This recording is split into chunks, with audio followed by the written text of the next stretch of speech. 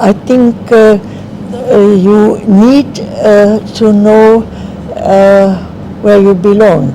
It does not. I don't think you should say I love my country, but you should love your culture, and you should know your culture.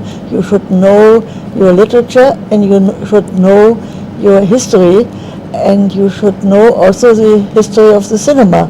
And what was really striking for me was that you have a great history of Georgian cinema. In the 20s you made, you had Eliso and you had 26 Commissar, you had the Sword of Svanetia, and it goes on and go on. And even through the difficulties of time, you have your own cinema history.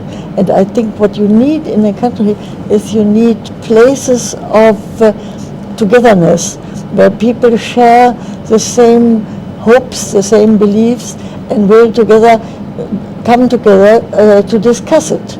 But you need also a basis, and the basis must be your own culture. Only when you are on a firm ground, you can open up to the world.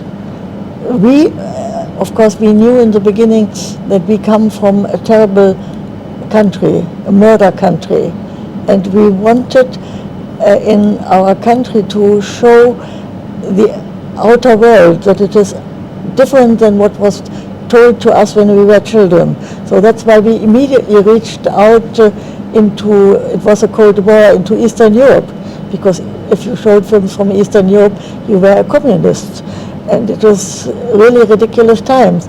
But we were very young and we were students, and we didn't care what people said. But we could only go out from our own country because we were on the firm ground of that there is a wonderful German literature, and that in the 20s we made the most extraordinary films.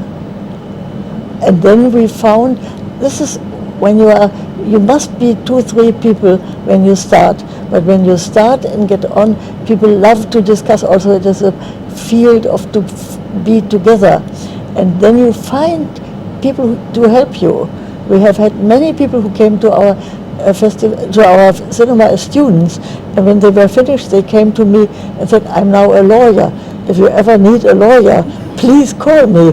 And we did need sometimes a lawyer. I called him and I said, "Mr. Hoffman, can you help us?" And of course he would help us without we had to pay him, because he said, "I've seen so many wonderful films in the arsenal. It is my pleasure to help you." But I think that cinema is not only a means of spreading knowledge and education, although we do believe in these areas, of course, but not only do films help to create knowledge and Bewusstsein, you say in German, but films can also be and should be an aesthetical experience. I mean, the very fact of looking at a film projected on a screen is a basic phenomenon, and something which, for us at least, every time it starts there, it creates a new hope that something will happen, something will become visible, and this is what inspired us also all the time, and still now, to discover the different possibilities of cinematic language and the power of expression which you can have by the use of certain tools of cinematography, like close-ups, like lightning, editing, montage. Of course, it's a whole huge area of cinematic possibilities through the means of montage. But also, if you look today at very old silent films, suddenly you discover in these silent films a wealth, a deepness, and a universe, you could say, of a visual expression.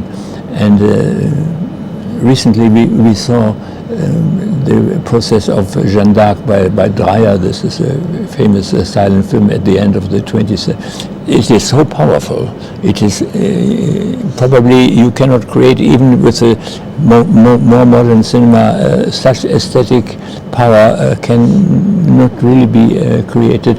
It also has to do with the editing, with the following of different shooting angles, but Dreyer marvelously did.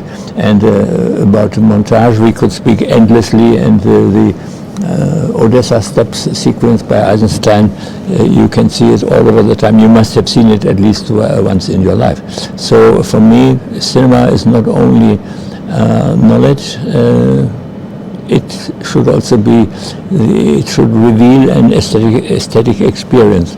And we have in our programming, we have a strong line of political commitment, but we never show a film just only for the political commitment. It should also be a good film, you know. This is very important. Happily, it can coincide, very often does coincide, but it was our guiding line that we shouldn't ask for the content of a film, for the message, but we should ask, is it powerful as an experience, as aesthetic work, as an artwork maybe? We think about art, although we don't use the word art with such greatness, but the aesthetic dimension, this is for me important. And you should trust yourself. Sometimes I meet people who say to us, well, when they program a festival, well, I did not, when I ask, should I go and see this film? He or she says, well, I don't like this film so much, you mustn't see it. And I say, why is it the festival? Because the young public would like it. This is the death for everything. If you take a film because you hope somebody else will like the film. You can only take the films you love. And I must say that in the film it is that sometimes I'm shown that I'm too strong, but I made the critics fear me, because I would, when they went out of a film and I was outside, I would say, shame on you, you leave this film, it is absolutely wonderful, and you have to see it to the end. So somebody, critic said, oh, we must be very careful when we leave the film before the end. Mrs. Gregor is standing outside and scolding us. So you must believe in your films, and then you can also defend. Very often after we made these very extensive leaflets, and also, well, for me it's always also education. When we showed a film, let's say from Greece, where people didn't know the history of Greece, which is very complicated, we would do the film, the program notes 4 pages, 6 pages long, and tell the story of the history of Greece. And sometimes we would even have a map in our program notes, so that people could find where this is. And I believe that you should do some education also. Angelopoulos, for instance, if you look at his films, you can see the whole, you can see die Vorbilder. Examples, models. His models, you know, the films are in modern times, but you can see the old stories of Agamemnon, Clytemnestra, and the OST in his films. But if you don't know, you miss something. So I think learning is very important, also to have a greater pleasure. And that was, and also if you, I knew nothing about Japan, and I saw my first Japanese film, and it was luckily a film by Yasuhiro Otsu, and I immediately knew it is my director. He has made the film for me, and we have shown his films over and over again, and you know, it helps you live. When things are very bad and you look at the film by Otsu, you feel much better. And also politics is very important. You have to take your stand, and we were, luckily our government is, with many faults, a democracy, and the government did not like us, but they let us do what we wanted. Yeah, from time to time we got scolded, from time to time we had difficulties, but you could sort of overhear what they are saying. Also, if they forbid you something, I would sort of forget that they forbade us. There were ridiculous things that we should not fly to Moscow from Berlin directly, because it was via East Germany, and we had to pay East German air transport. They said we should go through Frankfurt because then it's a West German aircraft. And we thought this is ridiculous. Going from West Berlin to Frankfurt, from Frankfurt to Moscow takes half a day, while we are flying. And more expensive. And just much. Yeah, we always were looking for looking after our money because we wanted to buy films.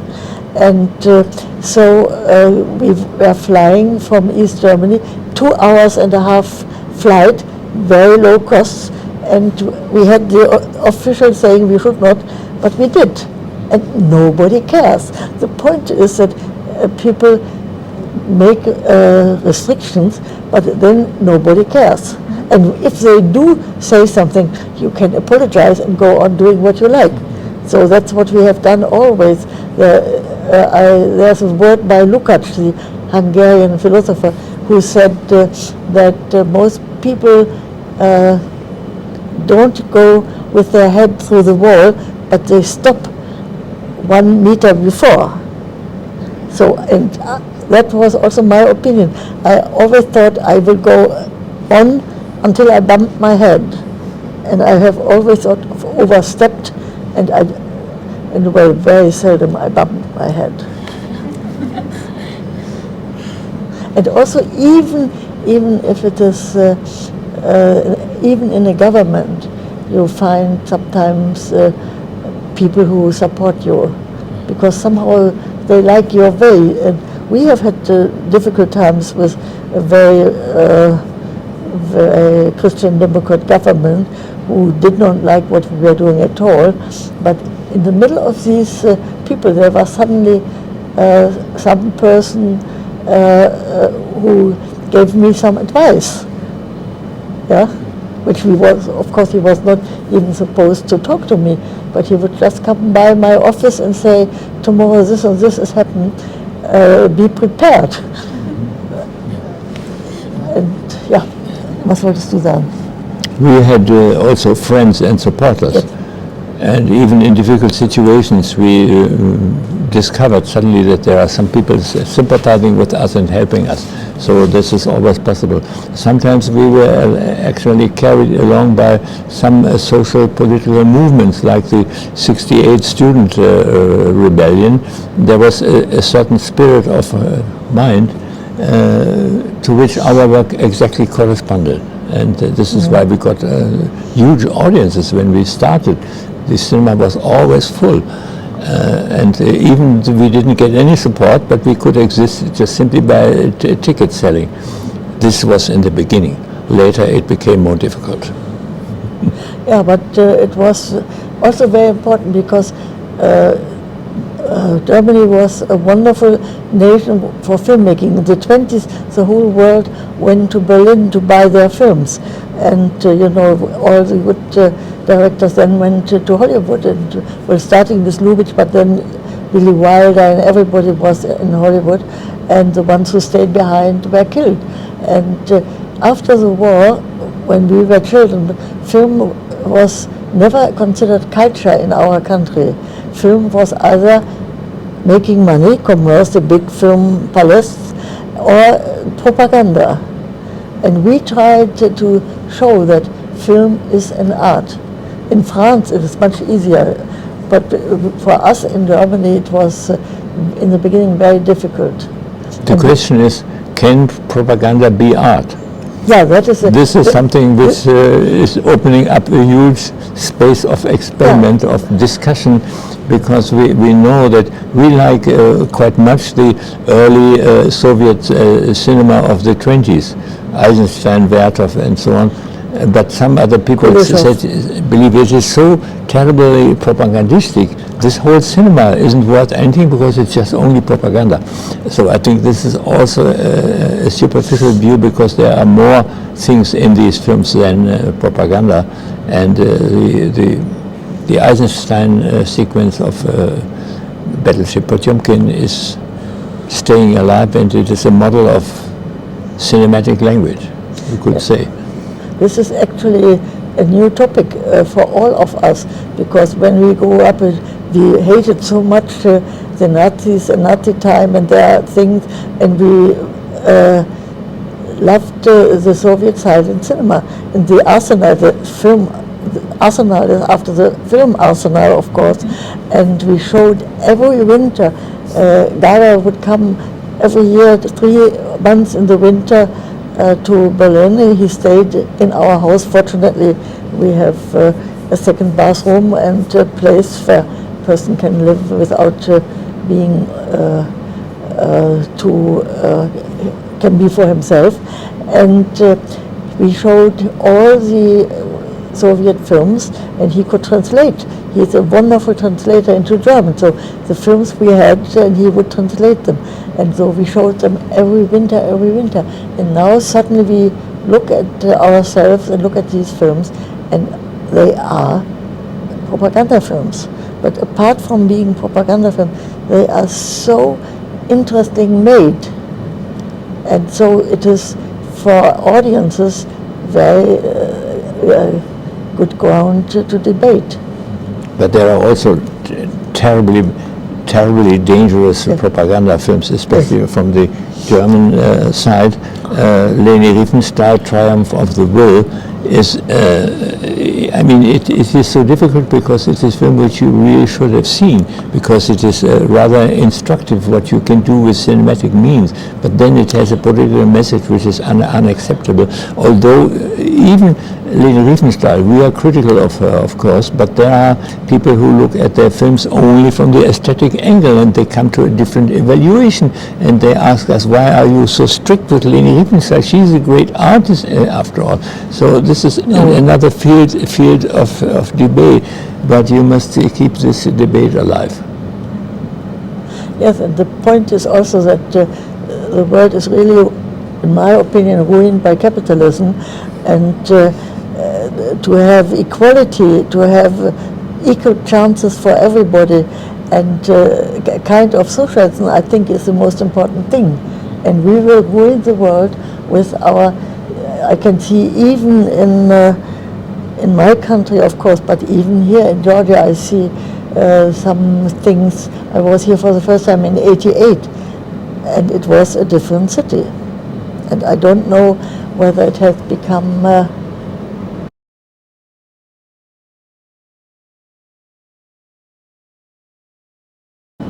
well, I would first say our own culture, and I would say, look at the wonderful Georgian films. In Berlin, there are 100 prints of Georgian cinema, and how many films do we have?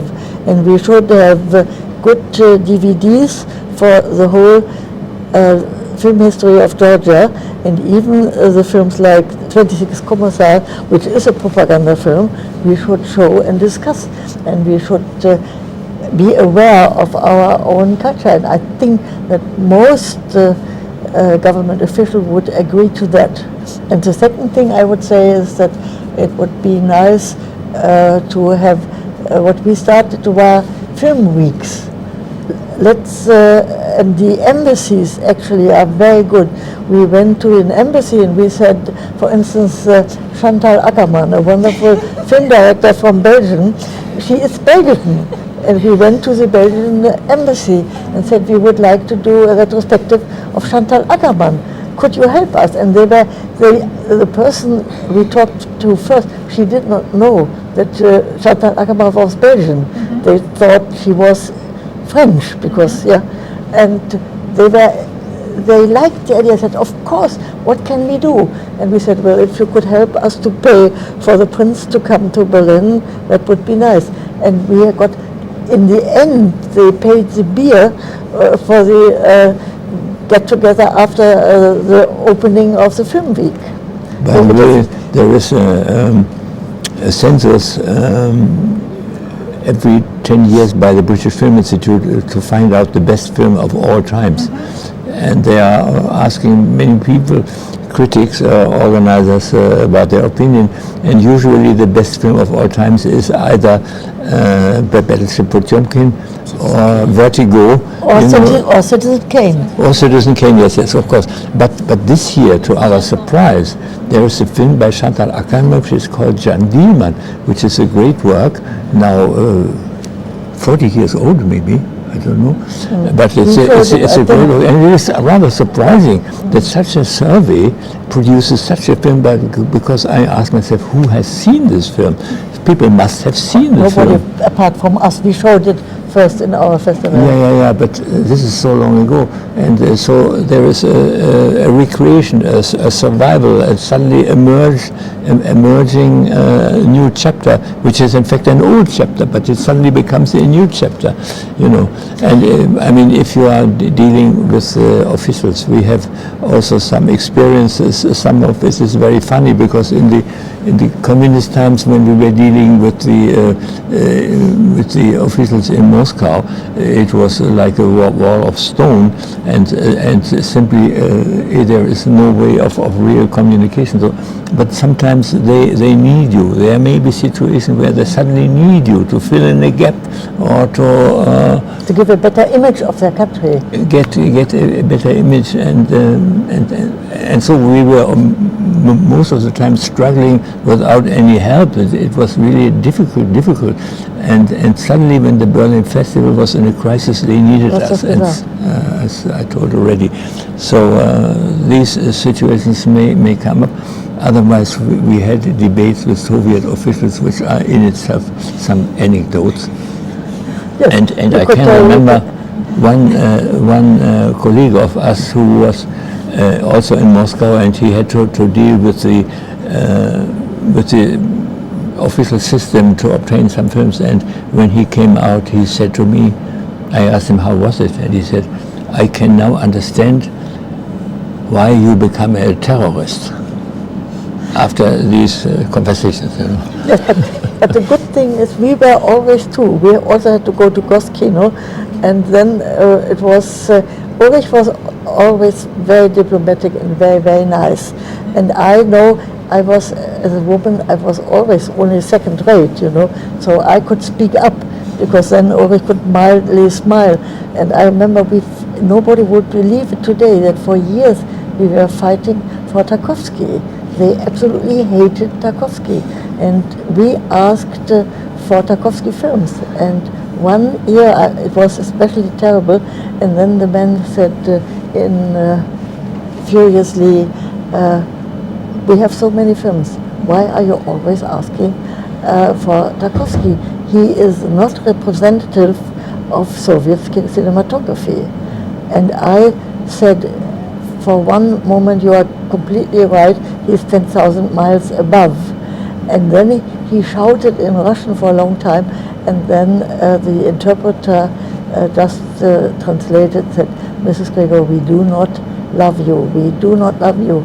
We love your husband, but we do not love you. We respect you. And I could only say, I want my husband to love me, my children and some friends, the rest of the world should respect me. But the beginning of our students' work was, Ulrich had seen wonderful films by Beider and Munch and Kawalorowicz from Poland. And he came back from Cannes. I couldn't go because, you know, we were poor. I was going there with the Vespa. And then he said, if you could only see the films. And I said, why not go to the Polish military mission? They didn't have embassies, they had military missions. And we went there and rang the doorbell and said, we would like to show at the Free University in West Berlin Polish films. They were absolutely astonished, and they said, we have to ask Warsaw and come back 1 week later. And we came back 1 week later, and we could get the films. We could even get them from their house. So just go ask for the cultural attaché. You should have already laid out what you want to have. You know, the man or the woman you want to show, the films you must know, the exact dates when they were made and where one could find the prints. You must already have something in your hand which and some cultural attachés are completely uninterested. Then it's helpless. I think you sometimes must maybe disguise yourself a little bit in order to find a way. And if you, for instance, in the field of cinema, when you stress the importance of education, I mean, nobody is against education. Even the most backward politicians will agree that education must take place, you know.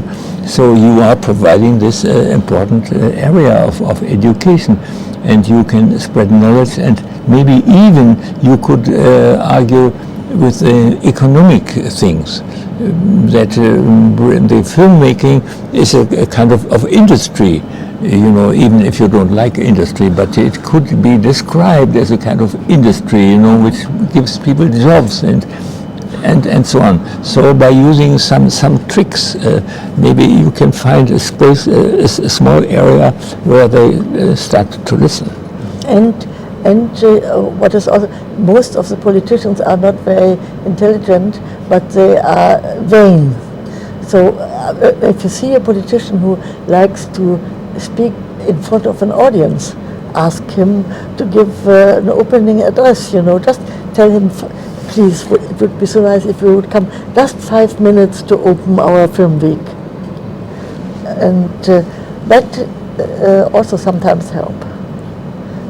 But what else can I say? That's what we did actually also with some politicians. But some politicians also have an interest in something. If they have an interest in gardening, look for interesting films about, for instance, Greenaway. And there are other filmmakers. Also to have one year, but that was without. We had two friends, one in New York and one in Paris. And they decided to have a cat film weekend. There are most interesting films made about cats. And we agreed, all our leftist followers were boycotting us and said, we are political, you can't have a cat film weekend. But we had suddenly a different audience. Elderly couples came, and the cinema was full with, and some of them stayed also for other films. So. Aber du wolltest noch was sagen über Politiker. I must say that we were always very leftist, but the politicians who helped us were CDU, Christian Democrats.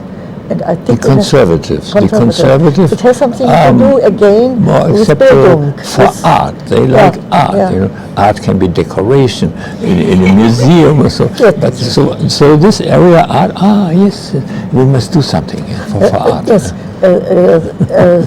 Social cinema is also part of art. A social democrat, even a mayor, actually said into my face that he is not interested in films. Film is nothing for him. He is only interested in kindergarten and in workers. I was so furious that I was really shouting at him, and somebody else then said, you mustn't do this to Mrs. Gregor. And then he came back and apologized that he had been drunk. And we became good friends. But never give up. Make your statement, because you have something wonderful to defend. You are the ones who bring culture. And if you are few, you can. There's always a moment when you are absolutely down and out. I remember Ulrich coming home and said, "I can't go on. It is so terrible. Such and such person has done such and such thing." And we would sit in the kitchen, and he would sit where he always sit, and I would just open the refrigerator and said, "What do you want? Red wine or a vodka? And here is some bread, here is some butter." And I will go out and kill this man immediately. And when I had talked this for a quarter of an hour, we said, let's eat something, and I'm feeling better.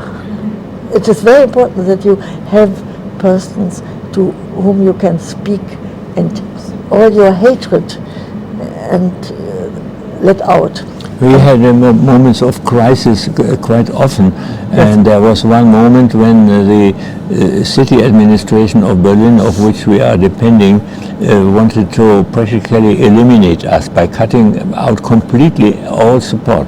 And this was an existential crisis for us, and we started letter writing to many important people from the cinema world all over the world that we are in danger, and can they give us some support. we received so many replies, some of them wonderful texts we must publish still. There were thousands of replies, and they were all addressed to the governing mayor of Berlin. And the governing mayor of Berlin told us that he had to hire a special person because the flood of letters was so big that they had to be taken care of. And then finally the measures were revoked. They just simply cancelled it. And such operations can be useful, but then it is also sometimes dangerous. For instance, in the Soviet Union, now in Russia, there are things happening in the area of field and culture which are really horrible, and people are thrown out of jobs or so. And in several cases we tried to make an international response to such and such situation, so protesting against some measures taken by the Soviet or Russian officials, and it was very successful. But then somebody said to us that it is also can be double-sided, because if you give so much support to people who are criticized because they are in the opposition, then the ruling politicians will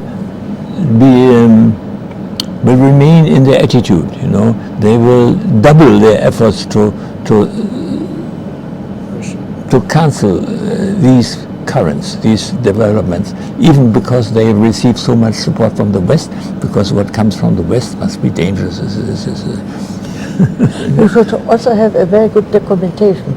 It should look nice. Nowadays you can do it. We were in the beginning just hectographing things, but you should have a good-looking, very good documentation, which you can also, if you do something new, a new filmmaking in a new country, you can say to them, look what you have done with, let's say, Belgium. We would like to do the same thing for your country. And also for the government people, if you have from several film weeks or several programs, very good program notes, which you can really, you just put the things together, then you have something to show. And then what you also should have, you should have a very good connection to the newspapers. And there's always, we had of course the right-wing newspaper by Axel Springer, which was not good for us, but there were other newspapers who were always on our side, and we even would I would telephone a person from one newspaper, and I would say, we are having a Soviet Film Week, and I hear already that the press will write very negatively about it. Can you not write something positive? And he would say yes. And in one case he even said, I've not seen one of the films, and I said, they are wonderful. And he said, listen, give yourself a name and write the thing yourself. I will put it in my newspaper. So I wrote under another name something about these films. It was printed. And until today nobody knows. But you need also newspapers, and then of course if there's good articles you have to cut it out and put it together with your documentation. And also if you do something for one country and you know some people who have a certain kind of name, send this to him, that it would be nice if you send us back a letter that you really like our work. And as a positive result in all these struggles, you can show this festival, which has a really good overview about world cinema happening everywhere. And there are many people. The cinemas are full, so there is a demand, there is a necessity for such events, you know, for such like a film festival. There's also a demand you for can give the example that something positive, positive development is actually taking place, and it needs support. Yes, there is a demand. I think every film screening in the society should have a small introduction, not too long, then people want to see the film. A small 5 to 10 minutes. It depends if the person has charisma, can be 10 minutes or 15. Otherwise it should be only 5. And then afterwards you have to have a discussion. And what we had, we had guests, of course, filmmakers, and you have to take the filmmakers out afterwards for eating something. And we thought this was very expensive. We had very little money. So we decided from the corner shop at the corner, we would buy some bottles of white wine and red wine and have some glasses. And after the discussion, the people who's not always, many people stay for the discussion, but the people who stay for the discussion are really interested. But some are shy and would not ask a question in a discussion. So you ask, say, the people who stayed for the discussion, please have a glass of wine with us. And then you have a glass of wine, and the filmmaker is still there, and the people go to him, and because they are only to ask her their question. And you have, it is much cheaper than going out for dinner, and it takes 1 hour, 2 hours, and the filmmaker is happy. Even Olivier Assayas, who was a very complicated French filmmaker, he stayed for 2 hours, and he said it was the most interesting evening. And I was not near him. Always people came to him and asked him something. So these little things, Little things they create. and wine is not expensive. We had the wine we did not use, we could give back to our merchant just, and it was just 20 marks of wine, and the glasses we would clean ourselves, not paper. We had real glasses. We would wash the next morning, so no problem whatsoever.